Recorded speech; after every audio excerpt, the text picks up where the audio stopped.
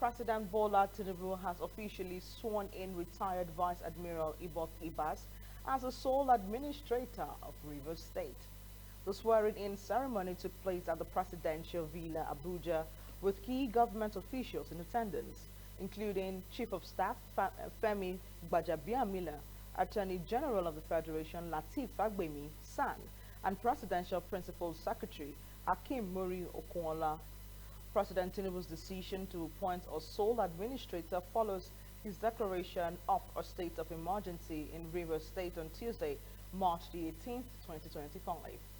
In a brief interview after the ceremony, the sole administrator of Rivers State pledged to maintain order, saying that his appointment aims to stabilize governance amid a prolonged political paralysis in the oil-rich state. Meanwhile, Attorney General of the Federation and Minister of Justice Lateef Fagbemi defended President Bola Ahmed Tinubu's declaration of a state of emergency in Rivers State, saying it is timely and intended to prevent further collapse in the state. According addressing State House correspondents on the President's Tuesday's nationwide broadcast on the political crisis in Rivers State, the AGF clarified that the decision of the President was anchored on the decision of the Supreme Court on Rivers State. The Minister of Justice highlighted another justification for the President's declaration of a state of emergency in Rivers State, outlining the failure of both the Governor and the House of Assembly to foster an environment conducive to delivering the benefits of democracy to the people. Fagbemi further criticized the suspended Governor Siminalayi Fubara for enabling militant activities by failing to publicly denounce their actions. He accused Fubara of indirectly supporting the militants whose threats and destructive behaviors have exacerbated the political security crisis in Rivers State. Were what I will call telegraphing of the militants, I would say by the governor, and the reason I said so was when he beckoned to them that, oh, you will let them know when it was time to act, to the militants. Let us say it was wrong. Did he come out to disown them? The answer is no. And a week after they swung into action, you see or witness vandalization of oil pipelines. Don't also forget that before now, that is when this government came into office, Nigeria was producing about 900,000 liters of oil, barrel of oil a day. With the efforts and all the ingenuity that the president had, he ensured that the production rose to about 1.5 barrel per day. That's about 45 of something increase. Governors were smiling home at the end of the month with about 60% increase in their take home to their various governors. Then somebody rose or encouraged or became inactive when he was supposed to act.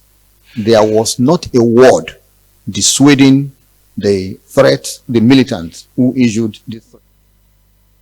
In today's Nigeria, maybe with the efforts of the Mr. President, a Greek will come in, but as of today, we still rely largely on oil.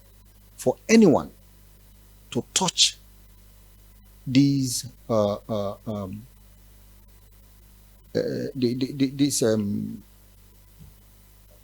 pipelines, it's not only the enemy of rivers, it's the enemy of Nigeria. All Nigerians, all the 36 states share in what comes in from the production of this oil. And I believe that the decision of Mr. President is anchored on the decision of the court, Supreme Court, of that. The second one is the inability of those involved, both the House of Assembly and the governor, from being able to, create an enabling environment for the people of Rivers to enjoy the dividends of democracy. Then the third in the series is about the security situation in that place. You know, if he had waited maybe a day longer, only God knows what would have followed. And as a result of that, he came out to say, I am not only the head of state, I'm commander-in-chief of the armed forces. The question of separating or treating or giving preferential treatment to anybody does not arise. You give preferential treatment to anybody, you are giving preferential treatment to hooliganism. Just call a spade a spade.